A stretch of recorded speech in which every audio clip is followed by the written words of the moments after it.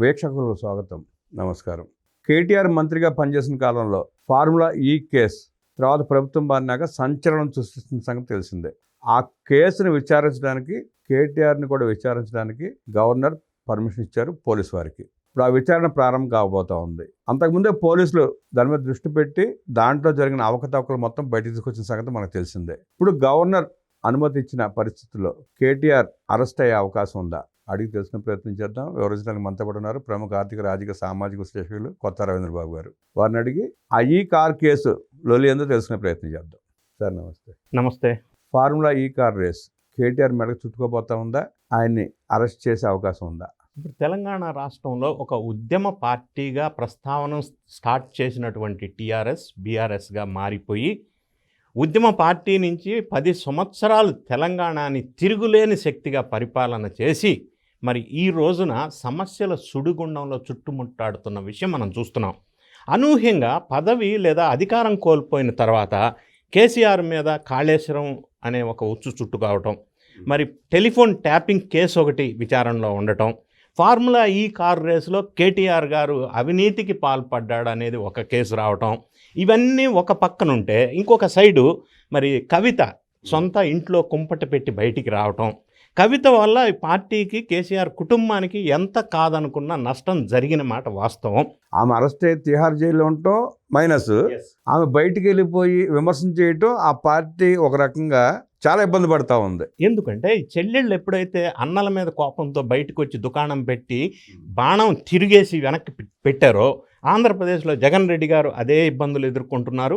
ఇక్కడ సారూప్యత ఏంటంటే కవిత రూపంలో మరి బీఆర్ఎస్కి, కేసీఆర్ కుటుంబానికి కూడా అదే పరిస్థితి ఏర్పడింది. సో ఇది ఇంకొక యాడెడ్ వాళ్ళకి ఇబ్బందికరమైన పరిస్థితి. సో మనకి గతంలో కేటీఆర్ గారు మున్సిపల్ శాఖ మంత్రిగా ఉన్నప్పుడు ఫార్ములా ఈ కార్ రేస్ అని భారతదేశంలోనే ఫస్ట్ టైం ఇండియాలో హైదరాబాద్లో అతి ప్రతిష్టాత్మకంగా నిర్వహించిన ఫార్ములా ఈ కార్ రేస్.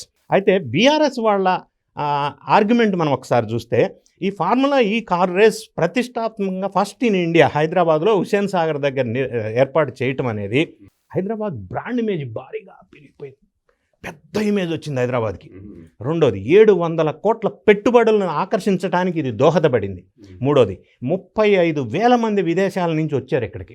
నాలుగోది ఈ కార్స్, ఎలక్ట్రానిక్ కార్స్ ఏదైతే ఉందో దాని సేల్స్ బాగా పెరిగిపోయినాయి. సో ఈ విధంగా డైరెక్ట్గా ఇండైరెక్ట్గా హైదరాబాద్కి, తెలంగాణ రాష్ట్రానికి భారీ లబ్ధి జరిగింది అనేది బీఆర్ఎస్ వాదన. సో ఇప్పుడు కేసు పూర్వాపరాలు మనం పరిశీలించినట్టయితే వాళ్ళ వాదన ఎలా ఉన్నప్పటికీ అందులో నిజాలు మనం పక్కన పెడదాం. అంటే అది కరెక్టా అవునా అనేది విషయం వేరే పెడితే, పక్కకు పెడితే, ఇప్పుడు అలిగేషన్ ఏంటంటే ఈ కేటీఆర్ ఆ సంబంధిత శాఖ మంత్రిగా ఉన్నప్పుడు 55 crores మున్సిపల్ అడ్మినిస్ట్రేషన్ నిధులని దుర్వినియోగం చేసి ఈ ఫార్ములా ఈ కార్ రేస్ వాళ్ళకి ఇప్పించాడు, నిబంధనలు అతిక్రమించి. అంటే వితౌట్ ప్రాపర్ ప్రొసీజర్ వీళ్ళు డీవియేట్ చేసేసి ఈయన ఆదేశాల మేరకు అప్పట్లో ఉన్న అధికారి అరవింద్ కుమార్ నేతృత్వంలో మున్సిపల్ శాఖ నుంచి అప్రూవల్ లేకుండా అమౌంట్స్ రిలీజ్ అయినాయి. నంబర్ 1. మరి ఇది కేవలం నిబంధన ఉల్లంఘనైనా అంటే కాదు. ఆ 55 కోట్ల రూపాయల్లో 45 కోట్లు వెనక్కి వచ్చేసినాయి. ఎట్లా వచ్చినాయి? ఎవరికి వచ్చినాయి? కిక్ బ్యాక్స్, ఎలక్టోరల్ బాండ్స్ రూపంలో ఈ సంస్థ వీళ్ళకి వెనక్కి ఇచ్చేసింది 45 crores. ఆ విధంగా అవినీతికి పాల్పడ్డారు ఈ కిక్ బ్యాక్స్ రూపంలో అనేది కేసు సారాంశం. ఇది ఒక్కసారి మనం ఇన్ డెప్త్లోకి వెళ్తే ఎలక్షన్ నోటిఫికేషన్ షెడ్యూల్ వచ్చిన తర్వాత ఈ అమౌంట్ ట్రాన్స్ఫర్ చేశారు. నంబర్ 1. నంబర్ 2, ట్రాన్స్ఫర్ చేసేటప్పుడు పౌండ్స్ రూపంలో, విదేశీ కరెన్సీ రూపంలో వేరే సంస్థకి ట్రాన్స్ఫర్ చేశారు. అట్లా చెయ్యాలి అని అంటే ఆర్బీఐ అప్రూవల్ తీసుకొని బ్యాంకు వాళ్ళు చేయాలి. అది తీసుకోకుండా చేశారు, which is again A violation. అలా చేయటం వల్ల ఐటీ వాళ్ళు దీనికోసం ఈ ట్రాన్సాక్షన్లో 8 crores పెనాల్టీ వేశారు. ఆ 8 crores మున్సిపల్ అడ్మినిస్ట్రేషన్ శాఖ పే చేయవలసి వచ్చింది. సో ఇదొక అవినీతి. సో ఇట్లా ఇరుక్కుపోయారు. అయితే ఇది రేసు జరిగింది ఎలక్షన్కి ముందు ఫిబ్రవరిలో రేస్ కండక్ట్ చేశారు. అందులో ట్రైపార్టియేట్ అగ్రిమెంట్ జరిగింది. మున్సిపల్ అడ్మినిస్ట్రేషన్ శాఖ ఒకటైతే, ఫార్ములా ఈ రేస్ కార్పొరేషన్ ఆపరేషన్స్ ఒకటైతే, మరి ఈ కేసులో గ్రీన్ కో సంస్థకి సంబంధించిన సిస్టర్ కంపెనీ స్పాన్సరర్గా ఉంది. Tripartite agreement. కాలక్రమేణా ఏంటంటే ఫార్ములా ఈ రేస్ 9 సిరీస్ 9 అయిపోయిన తర్వాత ఈ స్పాన్సర్ కంపెనీ వెనక్కి వెళ్ళిపోయింది కొన్ని విభేదాల వల్ల. సో అప్పుడు ఈ మున్సిపల్ అడ్మినిస్ట్రేషన్ నుంచి వీళ్ళు అమౌంట్ పే చేశారు. పే చేసినప్పుడు ఈ నిబంధనలు వైలేట్ చేశారు, కిక్ బ్యాక్స్ వచ్చినాయి అనేది ప్రధానంగా ఆరోపిస్తున్నటువంటి అంశం. దానికి తగ్గట్టుగానే వీళ్ళ దగ్గర కాంగ్రెస్ ప్రభుత్వం దగ్గర రేవంత్ రెడ్డి దగ్గర ఖచ్చితంగా డాక్యుమెంటరీ ఎవిడెన్సెస్ ఉన్నాయి. అయితే కేటీఆర్ గారు మాజీ మంత్రివర్యులు, మరి మాజీ మంత్రివర్యుల్ని ఛార్జ్ షీట్ వేయాలన్నా ప్రాసిక్యూట్ చేయాలన్నా గవర్నర్ గారి అనుమతి అవసరం as per prevention of corruption act 1988. ఎందుకంటే అపాయింటింగ్ అథారిటీ పర్మిషన్ తీసుకొని ప్రాసిక్యూషన్ చేయాలి. ఆ ప్రకారంగా వీళ్ళు సెప్టెంబర్లో గవర్నర్ గారికి వినతి సమర్పించారు. ఇప్పుడు గవర్నర్ గారు క్లియరెన్స్ ఇచ్చారు. సో ఇప్పుడు కేటీఆర్ గారి మీద ఛార్జ్ షీట్ వేసి ప్రాసిక్యూషన్ చేస్తారు. నంబర్ 1. నంబర్ 2, ఈ కేసులో అధికారి ఎవరైతే ఉన్నారో అరవింద్ కుమార్, ఆయన సెంట్రల్ సర్వీసెస్ అధికారి కాబట్టి ఆయనకు కూడా ఇట్లా ప్రాసిక్యూషన్కి ఛార్జ్ షీట్కి పర్మిషన్ ఇవ్వమని చెప్పి సెంట్రల్లో DOPT వాళ్ళకి అప్లై చేశారు. వాళ్ళు పర్మిషన్ ఇస్తే ఆయన్ను విచారణ చేస్తారు. ఇంకొక చీఫ్ ఇంజనీర్ BLN రెడ్డి అని ఈ కేసులో అక్యూజ్డ్, ఆయన ఆల్రెడీ విచారణ చేశారు. కేసీఆర్ని 2 సార్లు విచారణ చేశారు కేటీఆర్ని. సో ఈ విధంగా కేటీఆర్ గారు కూడా ఈ కేసులో ఇరుక్కుంటాను అన్న సందేశం ఉందో లేదో తెలియదు, కానీ చాలా సందర్భాల్లో ఫార్ములా ఈ కార్ రేసులో నన్ను అరెస్ట్ చేస్తారా, చేయమనండి, రేవంత్ రెడ్డికి దమ్ముందా, నన్ను అరెస్ట్ చేసే దమ్ముందా, ధైర్యం ఉందా నిన్న కూడా అన్నాడు. ఇంకో విషయం కూడా అనాలోచితంగా మాట్లాడుతున్నారా, రెచ్చగొట్టడం కోసం రెచ్చగొట్టడం కోసం. ఎందుకంటే అరెస్ట్ చేస్తే సింపతి వస్తుంది, సింపతి వస్తే నెక్స్ట్ ఎలక్షన్లో దాన్ని వాడుకోవచ్చు. దోపిడీ చేసి సింపతి వస్తుందని ఎట్లా అనుకున్నారు? అదొక ప్యాషన్ అయిపోయింది. ఆంధ్రప్రదేశ్ రాష్ట్రంలో రాజకీయాలను చూసి జగన్ రెడ్డిని చూసి అందరూ నేర్చుకుంటున్నారు. అంటే అరెస్ట్ అయ్యి జైలుకి వెళ్తే ఎలక్షన్లో సీఎం అవుతారు అనేది గతంలో ఎప్పుడన్నా ఉండేదా నానుడి.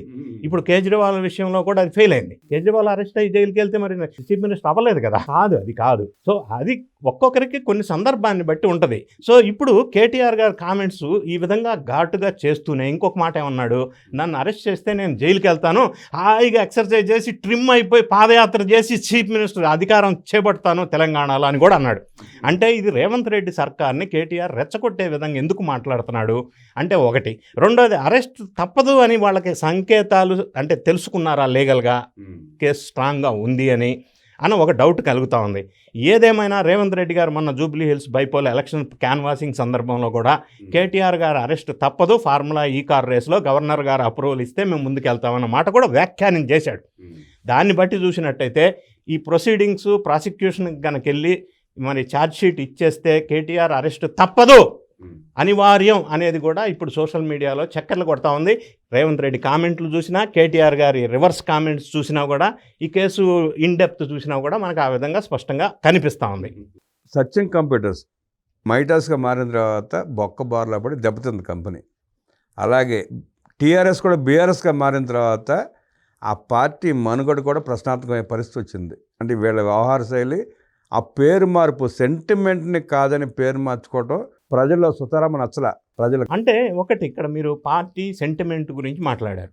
ప్రధానంగా TRS ఏదైతే ఉందో లేదా కేసీఆర్ కుటుంబం ఏదైతే ఉందో ప్యూర్లీ సెంటిమెంట్ బేస్డ్ ఇంత స్థాయికి వచ్చిన మాట వాస్తవం. అదైతే దాని ప్యూర్ కోర్ క్వాలిటీయే సెంటిమెంట్.